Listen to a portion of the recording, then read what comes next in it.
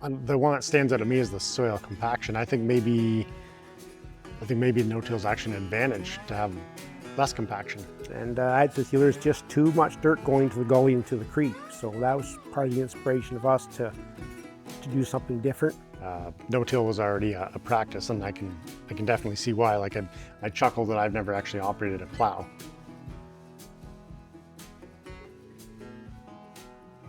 Hello and welcome to this episode of Winning with No-Till. Currently we're at Norham, Ontario near Warkworth, and we're with Bill and Wes Honey, who are 30 generations of farming here in Norham.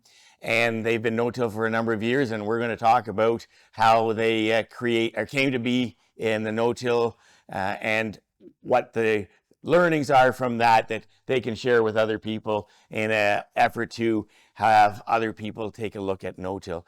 So let's start off, and Bill, if you want to take the time to talk about who's currently involved in the business. Okay, well, Wes, my son and I we work together here. We both have off-farm jobs, so we kind of call our hobby. So Wes has been here. How many years have you been home now? It's about 15 now. So is that Yep, really 15 since years? college Yeah, in yep. Alberta. So, Yep. I guess it was back, the no-till kind of got off the ground back in, I'd say, the mid-'80s. Some of the veterans there were the innovators, like with Peter and Bruce Stewart's. They started out with a no-till drill, a 10-footer, Great Plains, I think, and they went around and did custom work as a demonstration, part of their grant for that drill.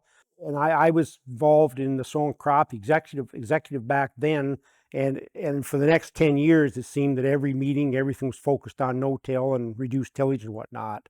I guess one of the other things that I'm proud of is that to make this change into no-till, like I come home in 76, first thing I did is you bought a plow and a cultivator and a disc and upgraded the machinery around here. Well, then 10 years, to I guess more like 15 years later, we really got heavier into the no-till. And what really worked out well for us is 5 different families actually worked together in purchasing drills, planters, and even we shared a tractor with our neighbors, all part of that group. Since then, many have outgrown it, and it's just been a very, very even, I'm trying to think of the right word for it, just a good even balance that we all basically are on our own now. Some have expanded and whatnot, and so it's worked out well that way too. It kind of got everybody going, got everybody in the loop, and then kind of go from there. Wes, do you want to talk about the soil types and slopes that you deal with? Yeah, so Northumberland County, the rolling hills, we have lots of them, lots of big topography. We also have Salt Creek that runs through our home farm here. So not only do we have the hills, but we have really some odd shaped irregular fields, a lot of sandy loam. We do have some patches of clay as well. So I would say variability is a big one for us, where we go from like blow sand here, where we're kind of sitting, to some heavier ground down at the creek flats. So when you think about those soils and you think about those slopes, what are the important things you get to consider in terms of managing to keep those soils? Yeah, so for us, when I came on scene, no-till was already a practice, and I can definitely see why. Like I chuckle that I've never actually operated a plow. And interesting, in the farms that have been involved in the series so far, the second generation, many of them have never been on a tillage piece of equipment. So that's very interesting. Bill, can you talk about what the crops and the rotation are that support the no-till system here at the farm? Well, I guess we've always grown the corn, wheat, and soybeans, and with the cover crop after wheat, got to be pretty well standard. So it's worked out well. We complement each other, and that's what's really worked. And you follow up the wheat always with a cover crop. Yes. Forages are in the mix at all anymore? No, over the years, I had people come to me and they wanted me to grow hay for them, and I've never did that as a crop, because I do believe that the big benefit of forages is growing them and feeding them, and 70% of the value of that product goes back out the stable cleaner onto the field. And to me, to sell that forage down the road is kind of minding your ground. So I just never, now I do appreciate the legume, I appreciate the alfalfa, the benefit, but I just feel that you're just too much value going down the road to grow forages. Question that I've asked, and I'm going to ask it separately of the two of you because of the generational difference. some of the people that are into no-till have a real philosophy of why they're doing it, as opposed to just, for the cost or the time or whatever. They sort of, they want to protect the water or whatever.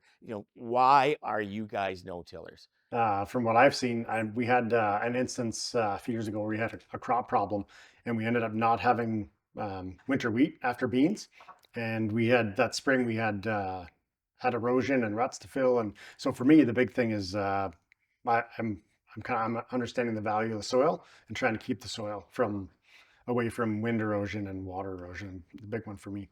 Okay, and Bill, yourself? Back when I first came home, we were conventional tillage, and we did move on to the soil saver. That was kind of the one step towards reduced tillage or conservation tillage, as you might call it. We used to have a bulldozer come every spring and fill in the ruts, washouts and that. And I'd say there's just too much dirt going to the gully and to the creek. So that was part of the inspiration of us to do something different. As far as cost goes, that's kind of a hard one just to balance, because you're spending all this money, this extra equipment and whatnot, and make that change. But in the long run, it had to be, because we were just going to run out of good dirt. And can either one of you talk about the mindset of being in no-till? Does the proof have to be right on the balance sheet, or do you just feel that this is the right thing to be doing? Absolutely, I feel it's the right thing to do. Yeah, it's just worked. I just can't imagine going out there and doing primary tillage and the cultivating, and then worry about the soil like this operation we just did this fall with the conservation tillage machine. It was July 31st. We got 86 mil of rain. And all I could think about after that rain was, what if we had to work that field and got 86 mil of rain in a few hours? Yeah, for me, it was kind of already going when I came on scene, and I think it's definitely the way to go. Yeah, actually, talking about that a little bit, we had debated what to do with our towel runs, which I know I'm kind of spoiling the surprise about why the big tillage machine in our field, and we really kind of debated back and forth, and we just didn't want to or couldn't bring ourselves to make the field into powder enough to make the field perfect. So basically, that was our compromise, to run a machine over and make it most of the way level, and then get the cover crop growing. When did you say you started in no-till, Bill? We weren't the early ones, because we were still growing the peas and corn, sweet corn and peas, and that wouldn't work with no-till. Anyway, it was the early 90s. And you're growing cover crops now. Did the cover crops start right away as you moved into no-till? It took a few years. I wouldn't say that many, though. We've been growing as long as I remember growing the cover crops, and just feel it's very, very important to get that cover crop seeded immediately after you get your wheat off, and it's got the time, hopefully moisture to get going. And we've never had one fail. 2015 was, I think, the driest year I was ever experienced in my 46 or 7 years. And it was this field right across the road, and we got the wheat off, and Wes and I said, wow, this cover crop, what do we do? Well, one thing for certain, if you don't get some seed there, nothing's going to happen. So we went ahead and did that and had a fine crop. And why do you put cover crops into the mix? Because it is a complication. What benefit are you getting from that time and effort to put them in? I think just our overall soil health. This is what we're after, and we've seen. I know we've had the chat before, the talk back and forth about we've had some challenging conditions, and we feel that because we've tried to look after our soil, that it maybe can get us through some not so great growing conditions. And you talked about, Bill, the cover crops after wheat. Have you looked at cover crops after beans or as part of the corn system as well? No, I've watched people with the corn system, like going in there at 6 leaf and trying to get some rye in there, whatever. I guess I just never been convinced of that. Your varieties of corn and whatnot today, trying to attain these high yields, there's just not enough light interception to get down in there to get that crop established.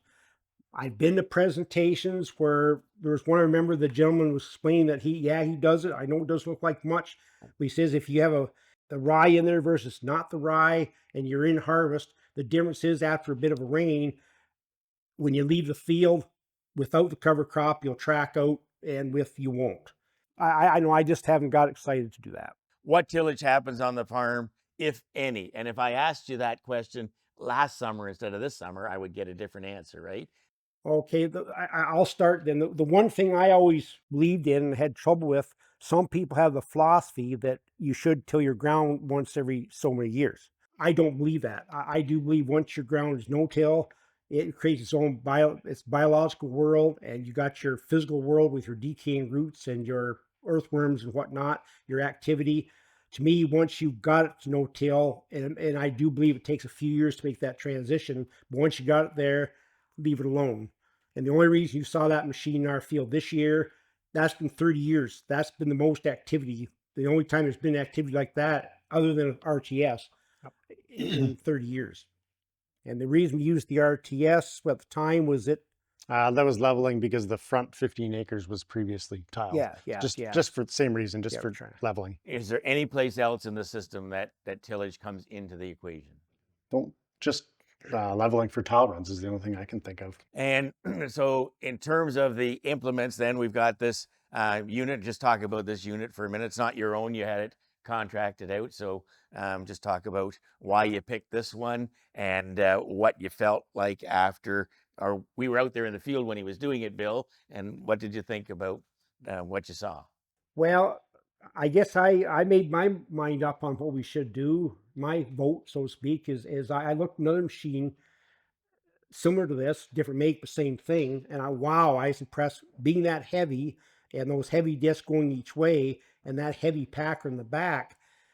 I think maybe that might do something because so many of these conservation tillage machines, they don't move the dirt. And because this ground north road's got enough clay in it, like we've had good luck in the past with the blade and the disc, and Wesley's so careful to try to level out, and it works. But north of the road, it just didn't work. It settled, and it's got a memory to that ground, and it's just very hard to get it leveled out again. And we even tried it on our own. You saw us, we were coached, oh, use your own disc and set the gangs up and packer behind it, you'll be fine. Well, we went out there, Wes actually found the center of the road with a marker, had me drive over it. You can still see the mark. Yeah. So this machine, Good idea. Just yeah, what I saw in this machine is I saw a machine that would actually move some dirt. In my opinion, I thought it would. And he arrived here he didn't start till 5 o'clock on a Friday night, and he was done about 8:30. He pulled out that field and did 72 acres. But he drives about 13 mile an hour. And in that dirt, when you see that action at that speed, it's moving some dirt. And Wes and I, the first couple of passes he made, we jumped on the Kubota. And for anybody that's familiar with those side by sides, they don't have much suspension. So we followed behind him, and we're quite impressed the first run. And since then, when we've planted it and been on the field for whatever, right with the kids there today, yes, I'm quite impressed that it's leveled. It may not be perfect. If you want it perfect, you're going to have to go out there and plow and cultivate it. We don't have to do that. And somebody asked me, I was asked this question: do you think you'll do that every 3 years after wheat? Absolutely not. I hope never do anything again in my time. Now you also have a Phoenix Harrow. yeah, the Phoenix Harrow is a very important part of our whole no-till operation. Okay. So it gets used so for integrating the cover crop. So we'll spread our cover crop with the fertilizer after wheat, and then we'll kind of work it in to get that seed to soil contact with the Phoenix Harrow right after, just to mix the residue around and stir it up a little bit. So when that field was tilled with this machine that we're looking at here, you drilled it in, Bill, but you're saying normally you spread it on and then you use the Phoenix Harrow to work it in enough to. Yeah, exactly. Okay. Yep, to get And- it established. And And all it does is scratch the surface just to get seed soil contact. And It doesn't do any tillage whatsoever. It Okay. just scratches the ground. and talk about the success of getting the cover crops to grow in using that tool. Yeah, it's worked very well for us for many years. And then the other thing we use it for in the spring, after the cover crop has gone over winter, we'll in the spring we'll Phoenix Harrow before we plant corn, just to get all that kind of residue again stirred around and then try to dry out the top of the ground a little bit, so we have good planting conditions. And just a side note, all the wheat straws always spread. Think about the operation from the standpoint of the equipment that you need to make the operation successful, and in the same light, what you don't need on the farm anymore. So, what are the implements that you guys have that make the no-till system work for you? Probably our drill and our planters are the keys, along with the Phoenix Harrow, that make the whole system work. So the 520 Salford drill with I think kind of that we selected that one because it has the separate coulter cart out front with the wavy coulters, which do a nice job of chopping the residue and maybe not maybe doing any leveling, but a tiny bit. And how deep do you run those? Just above seed bed depth, I think normally. Yeah, You wouldn't want to it's undermine your 2 or 3 inches. seed bed. And the corn planter is also planting soybeans for you now. You're not drilling beans now that you're adding in the row cleaner. Yeah, now we've gone to actually, it's sort of silly, but we have 3 planters for the 3 different crops. So we have our corn planter with dry fertilizer. It's a no-till Kearney Classic. I haven't seen that one yet. That's right. I missed that this spring. Okay. So it's very, very simple. Like I said, Kearney Classic. It's got the wavy coulter out front, and then the fertilizer opener, row cleaner, and then the unit itself. And so you've even before you made this little change that we'll talk about in a minute, you have been planting soybeans with a unit planter, but as 15s. Yeah, we started off using the Salford 520 years and years ago on 7.5-inch rows. Weren't real happy. Then we decided at that point, actually, our neighbors that share that drill, that we kind of all went to the same style of planter for our beans. And looking back, that Salford just drive in there at an angle. Of course, maybe back then we weren't getting as high yields. And what's the ratio? The ratio is actually increasing the grain content to the other forage content in that field, that stover. But I don't know. We just wanted to get to a better system. The corn is no-tilled into wheat that has had cover crop on it. Yes. Is that cover crop terminated in the fall or spring? Does it overwinter with some of the species that are in that, or is it all killed off with the frost? It's all we do spray it off in the fall. In the fall? Okay. So you're planting into dry cover crop when you plant the corn. Yeah, and after it's Phoenix Harrow. Because in the spring, it seems to all be like matted down really tight. Okay. So then talk about this tool here and how you've been sort of exploring how to make the no-till soybean system work better for you. You found this one. I think maybe Yeah, one of the farm papers. Lawrence Hogan there. It was just the farm paper, the Better Farming, was it, or Country Guide, and it was a picture of that. And gosh, I thought, like that from what we've been trying to do, plant parallel with the rows, it's the residue management is our struggle here. And when this double row cleaner comes along, and I think part of the key of it is it's another trip over the field, another machine. What we didn't want to do is sometimes they load these planters up with all these extra whippers and all this stuff, and it almost makes bulldozer of them. And your parallel linkage and your frames aren't always heavy enough for that long term. So we still have the trash whippers on the planter, the bean planter, the later set. But with these going over the ground first, it basically clears most of the trash away, and then you're on the planter, it doesn't have that much of a job to do to clean up. And these are 100% floating. They're not pushing any soil or anything like that. We've only did it now 2 years, and we've learned. The first year we put it on the 70s on a tractor with duals on it.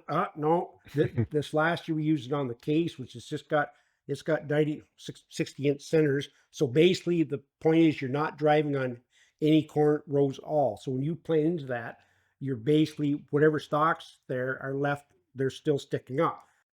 And Wes, when you were planting this field that with the pictures on, you and I were standing there talking, and like it doesn't look pretty, but it's moving enough residue out of the way that it seems to be working for you. Yeah, so we've seen one of our challenges with this system, the headlands, because of our irregular shaped fields, we can't always stay like where the row cleaner ran. We can't always plant exactly, follow the contour. So you'll notice a difference actually on the headlands versus when you get going straight.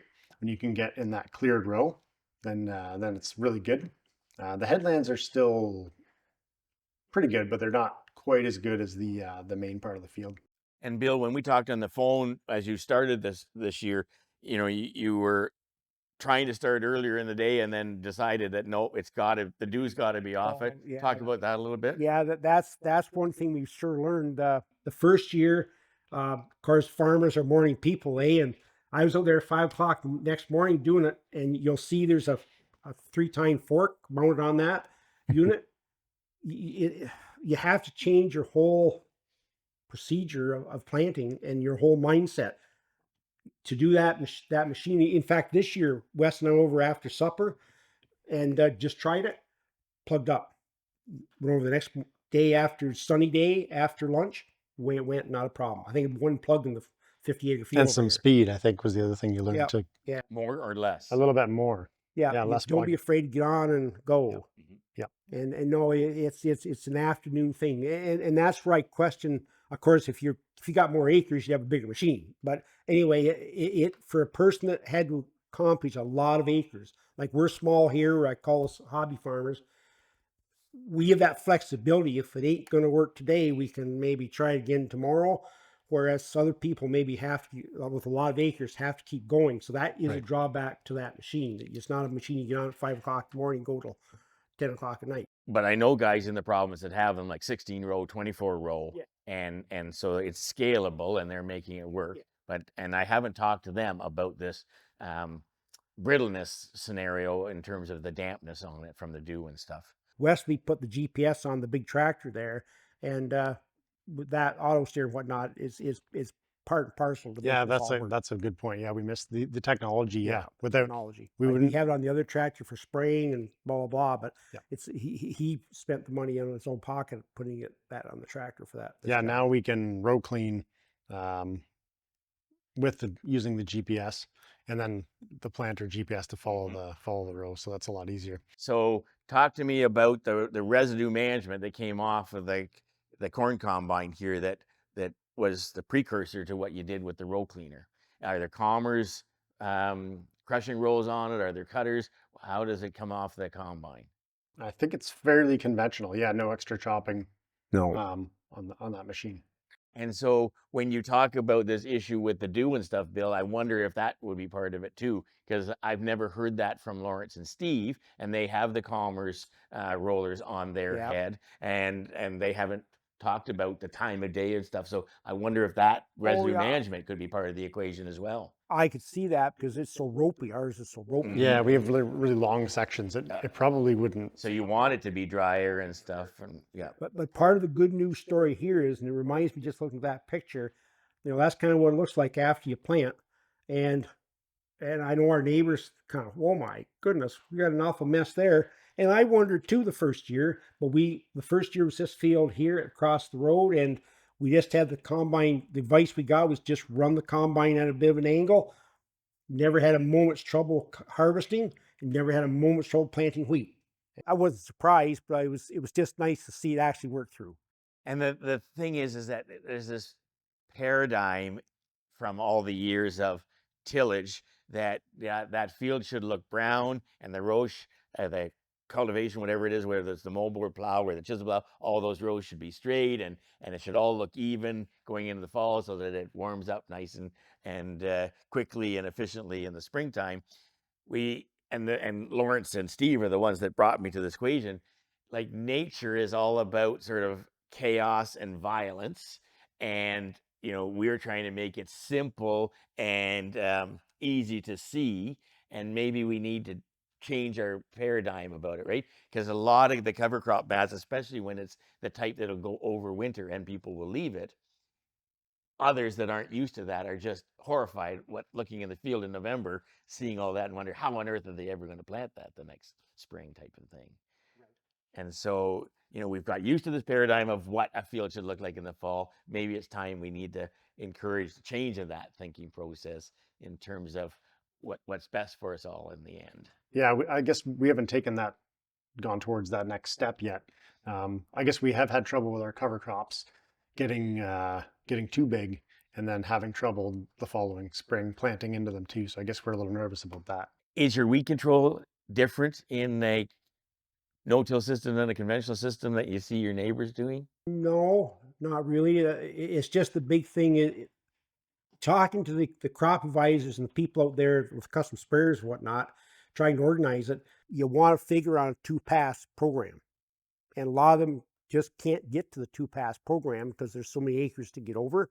And that's the advantage we have of being small and whatnot, that we can go out there and put on that first pass, have your residual down, and then come back and with whatever we should have to touch up or clean up post emergence. Because if you're into tillage, oftentimes that tillage passes is your physical burn down, so to speak, right? Because the Yes, tillage is taking yes, care of that first flush of weeds. yes, Yeah. yes. So let's talk about the equipment that we need from the standpoint of, if you guys are going out to buy a planter, does the requirements of that planter change because you're no-tillers? Like, are you going to buy the same planter if you were a conventional tillage person versus a no-till person? I can say kind of been there, done that, in so much that I bought a 7,000 John Deere from my neighbors when they moved up to 7,200 many years ago, and it was all fixed up for no-till and used for no-till. But wasn't that many years. The weakness there is that your whole main body of each unit will get tired. It only takes so much of that stress. So I think Right. the answer to that is you need a beefed up unit for no-till.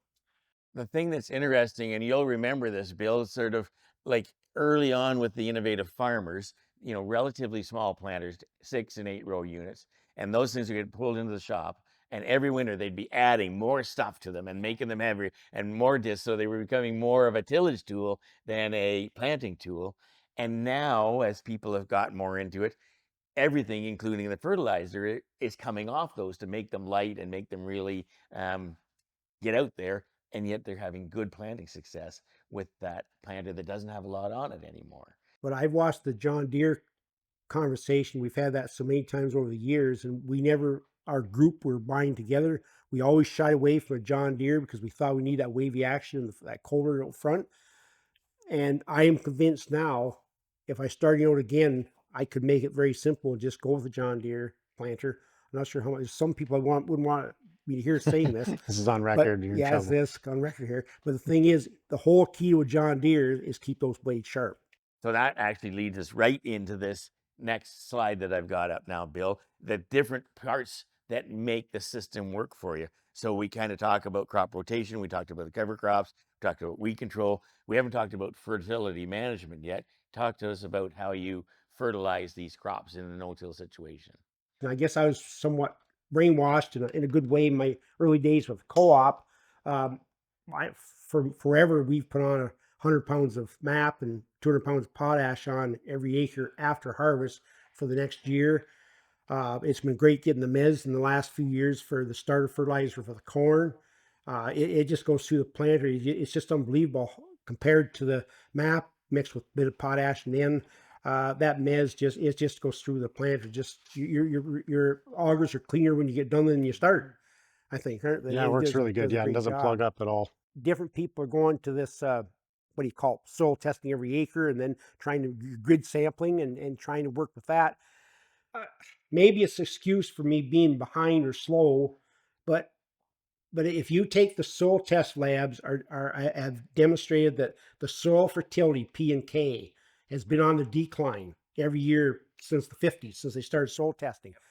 We're getting high yields. We're not putting enough fertilizer on. I'm comfortable. We've always been on a build program here, and I just don't want to get away from that, because I know the top of the hill maybe needs less than the bottom of the hill, sort of thing, because it washed down, blah, blah, blah. But I'm just not sold yet. And I do believe in going with this high fertility, like we touched on before. We never have trouble with aphids. It's pulled us through these dry years. We just don't have a crop failure. And I think the extra fertility, having a good fertility base, has been a real strong point in this farm. And I know, thank God, we did it, poured the fertilizer to it for the last X number of years, because this last few years, wow. And the thing is, in your no-till system, when you're putting that on there, soil's not leaving the farm. So you're retaining those nutrients. So what we haven't really talked about, and I'd be interested in the difference in the generations, thoughts on that, is this whole aspect of timing and patience. We always talk about no-tillers needing to have the patience of Job, so to speak. Talk to us about how do you two make the decisions on when the conditions are right for planting or whatever operation you're doing in this no-till scenario. Yeah, that's a challenge for sure. This spring's a good example of that. It was fairly wet conditions, and yeah, it was where you try your best to wait to get the right conditions. And then sometimes we were kind of debating about one field this spring, whether to go or not. And it was corn, and we did make the decision to go. And it was we were pushing it a little bit more than we wanted to.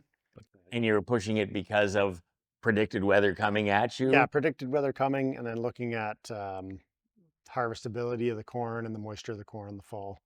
It was getting on the calendar. But most times the two of you agree on things, or is there often a difference in opinion on when we should start or stop? There's times I'll start up the tractor and I get browbeat a little bit. It's not, but I think that in comparison to the world around us, I think we're both very patient. There's lots of times after a heavy rain, I'll see other people going with a spray or something. I'm thinking, wow. Like this year's perfect example, we planted the corn and beans as late this year as we ever have. I think it stayed wet. Like first half of May stayed quite wet, and that's what we're battling with, is that those wet conditions until the middle of the month. But I've been sort of back and forth past the field several times this summer, and they're looking amazingly well. So you've got to be pleased that Attention to detail, and I think that's what we've learned, and that's what we try to take the time to do, is check your seed depth and just Yep. set everything just upright and take the time to do that. Yeah, one guy in the seat, one guy checking seed depth and settings, and yeah, we've learned how important that is. You get to the end and think, I wish I would have done this different. Do you find that in that sort of early part of the season after the crop comes up that the no-till fields versus some of the neighbors' conventional till fields, they look rattier? Yeah, I know we had that that's a common thing with our beans. That yeah, they don't look as good as a conventional field off the bat. But again, it comes back to when's the crop delivering the yield, and that's when the combine is in there, right? That's the time. And in most cases, by mid-August, you can't really tell the difference between the no-till fields and the conventional fields. Would you say that that's true for this area? Yeah, I would say that's true. Yeah, Yeah, there's an old philosophy that no-till, and especially beans, after you plant your beans, just go away for 3 weeks. Don't look at the field, No. which we know that's not a recommended thing to do. But that's kind of a chuckle. How important is it to you guys to get that planting equipment in the shop and looked over every winter? So very important. Yeah, absolutely. Because if we're checking seed depth and checking and trying to make adjustments, and we have problems or things aren't right, then you just sometimes wouldn't be able to do it. And when do you change those blades? That's the biggest piece, I think, in terms of replacement parts on a planter that you need to deal with in a no-till situation. When they recommend, and I might add that I'm the old guy. I'll be saying, we keep one more year of them West. No. So stuff does get, and usually the planter, it didn't this year because of this machine behind us, but most years you finish planting, it goes through the shop, both units goes through the shop, and they're parked, and all you got to do is put the draw bolt in the plant. Let's talk about residue management a little bit more, Bill, because you and I standing out in the field after the combining had happened, and you had 2 different combines come into combine this year. Talk about what you have in the field based on this picture. Well, Jeff, the stripper head he used in part of the field here this year, and he wanted to do it last year, but Jeff got a used head and he just didn't have it quite ready to go last year. He did his own with it last year. Anyway, he's asking if we wanted to try it, and sure. And so the only reason he left the field, and Gary actually come with the other head, the conventional head, and another person wanted to come do their wheat and they wanted to bale the straw. So obviously the stripper head wasn't the machine to use. I guess my knee jerk to it is, for us people in no-till, they're trying to spread our residue evenly across the pattern that the combine leaves, which we're not dealing with 50-foot heads, we're dealing with 23-foot heads. Gary and Jeff have, but you can't spread it any either than leaving it where it is. Mm-hmm. It's my philosophy. Standing up. Yeah, standing up, and of course, it was a different process this year on it, but I know I'm quite sold on that procedure. One drawback to it is you almost have to have 2 heads, because thank goodness we used the growth regulator this year, and and actually some of the field that Gary did first was down a bit, and that head wouldn't have been very good in that. So as long as your grain's standing, I think it's just a tremendous system. Like that rotor turns something like 9,000 RPM in there, and it whips the grain back into the head, augers in as it normally would, and of course you're not putting all the straw through the rotor, and the sieves are your limiting capacity, right?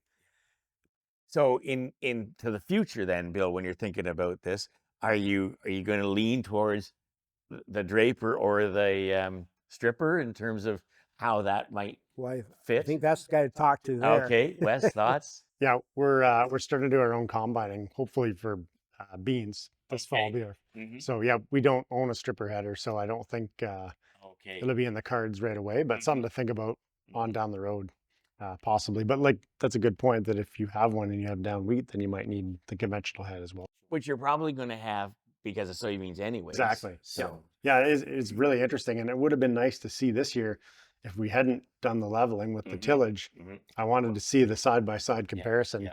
I'm not saying you're wrong, but I just wanted you to think about it a little bit. You said it's not suitable for straw in using the stripper header, but in some ways you might be better in that if you cut it with a hay mower instead of through the combine, you're not going to lose as much, and it's going to be a different straw. Some people don't like straw coming off Oh, the it just Oh, pulverizes. that's right. Yes, Yeah. yes. Oh, you could run a haybine and or swath it, Yeah. or yeah, that's interesting. Yeah. That's a different way to. But generally speaking, there's no. Of course, what some people do is they'll go to a John Deere or a cylinder for the if they got that option. Like I know Ron Elmer's what he'll do. He always had the older combine with the cylinder for the customers who wanted straw. A lot of people, when I talk to them about no-till, say, well, there's all these hurdles that I'm unwilling to deal with. So, I mentioned fertilizer management, I mentioned, delayed planting, slow emergence, uneven crops, and even soil compaction. These are things that get thrown at me. Your thoughts on these relative to being a no-tiller? The one that stands out to me is the soil compaction. I think maybe no-till is actually an advantage to have less compaction. And what's interesting with all the people in this series, the people that probably need to be least concerned about soil compaction, these are the people like yourself that are more conscious of that soil compaction because they don't want to have to employ the tillage that other people would use to chase that Yeah, you're going to be compaction deep. whatever you do, you're going to be stuck with because you're not fixing it, so to Yeah, speak. yeah. Or you can fix it with cover crops and that, but it takes a longer period of time and tougher the deeper it goes. And I always think back in the early days, they had the picture of the two fields side by side, one no-till, the other conventional, and a heavy rain came and flooding on the conventional, and the water just gets away on the no-till.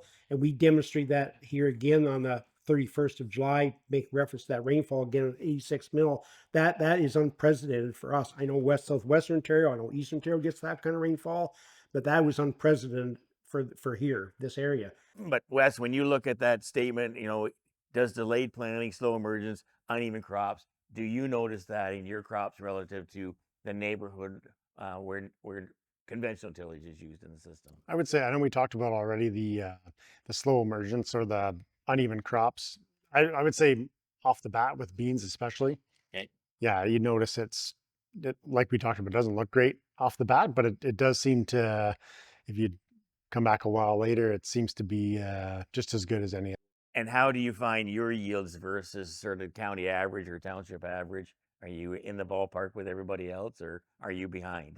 I think we're right about on par with everyone else from what you hear around. Like, are there places in the system that you guys being a no-till, you think you're losing relative to your conventional neighbors? And I'm happy for you to say no. The only thing I'm saying is that if you're going no-till, make sure you got pipe to the ground. Yes.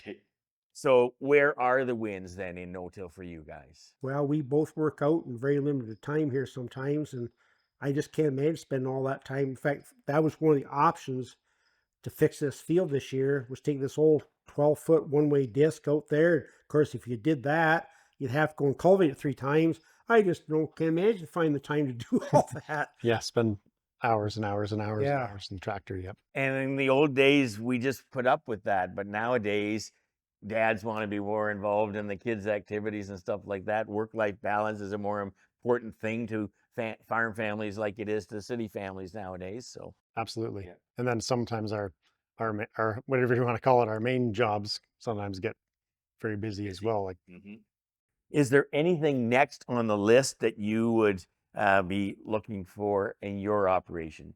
And now you're starting to do your own combining, and so residue management, now you'll be taking that into consideration. But what else is out there? And maybe you're 100% satisfied with the system you got, but is there something you've sort of been, any curiosity that you're looking to explore?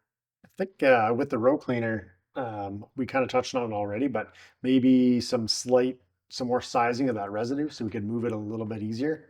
Combine, or trying to put a cutting disc on that machine, or what are you thinking? I was actually thinking along the lines of what you were talking about with the stock rolls, something like that maybe. But the only challenge I see with that, if you get the material too fine, then it tends to just blow. You can see it blowing around, and Or all ending up at the bottom of the hill in the Yeah. field, So I even think though it's maybe a the soil's not compromise. moving, you get all that residue, Yeah. accumulating at the bottom of just the a hill. little bit of sizing might be nice, so we Yeah. don't have those long And strings. again, with those crushing rolls, they really don't.